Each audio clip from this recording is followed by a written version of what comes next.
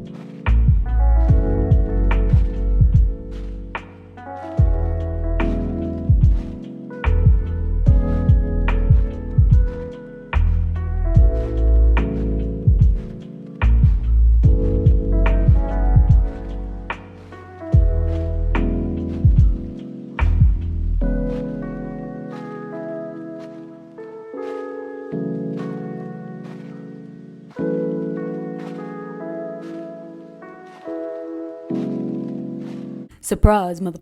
You probably thought this video was done, but I cannot bring myself to upload a video about a hair treatment such as the wonderful video you're watching right now and not also give you the tea, the castor oil tea. Now, before I get into it, please be aware that I'm not a licensed physician or dermatologist, and nothing, let me repeat, nothing that I say or mention in this video should be taken as professional medical advice. All sources are also linked in the description. So you might already know castor oil as an age-old ingredient for hair, skin, and certain health benefits. India, China, and Brazil are the world's largest producers of castor oil, and they make up pretty much around 92% of the world's total production of castor oil. And I don't doubt that they have all the secrets, because I mean, if you look at the people from these different countries, they all have beautiful locks. Am I right, ladies? Castor oil is composed of proteins, vitamins like vitamin E, antioxidants, and fatty acids. Ricinoleic acid is an unsaturated fatty acid that accounts for roughly 80 to 95%, depending on where it's sourced, of the entire fatty acid content in castor oil. And its main function is a natural humectant. This means that it balances water loss from the outer layer of the skin. And since we're on the topic, I also learned that ricinoleic acid has antibacterial, antifungal, and analgesic properties. Pronouncing that word is always fun. Analgesic. So because of this, it's not uncommon to see naturopathic practitioners and other medical professionals recommending it for treating symptoms associated with things like eczema and psoriasis, as well as to be used as a topical painkiller. Oleic and linoleic acid are two other fatty acids present in castor oil that we love. Now let me tell you why we love it. The reason is because they make up the backbone of oils like sebum, which is what our bodies naturally produce to condition our skin and our hair and unclog our pores. So if used properly, castor oil can aid in this process.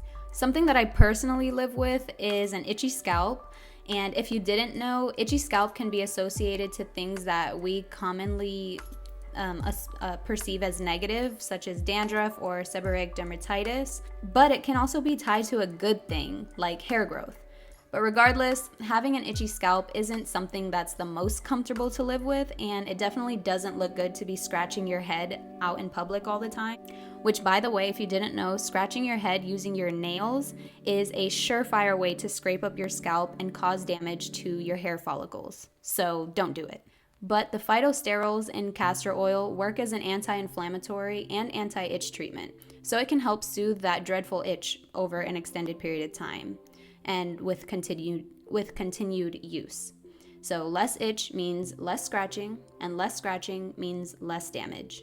In all, castor oil treatments aren't going to be the direct cause for your hair growth or your hair health, but it can help promote moisture retention, better product absorption, and a healthy environment for your hair to grow. And since it can be a skin irritant to some people, you might want to do a patch test on a small area of skin before you actually go ahead and apply it to your entire scalp, just to see if there are any adverse reactions that your skin might have. Also, make sure that you combine the castor oil with a carrier oil such as olive, almond, or coconut oil in either a 1-to-1 ratio, or if you want it more diluted, you can do it in a 1-to-2 ratio of 1 part castor oil and 2 parts of your carrier oil. For this, I chose to use organic coconut oil because it's what I had on hand, and it does also provide a pretty wide range of benefits thanks to its healthy fats and proteins as well. I would do this kind of treatment either once a week or once every 2 weeks, but different hair types do require different kinds of special attention and needs. So what works for me might not always work for you. So be sure to just play around with it and see what does. Well, that's all I had for this video. If you have any other helpful tips or information about castor oil for your hair, your skin, your lashes, or your eyebrows, I would love to hear them down below. Be sure to like this video or dislike this video if you like or dislike this video. Comment, share, and subscribe. As always, I appreciate it. I appreciate you. I appreciate life. Y hablamos el martes.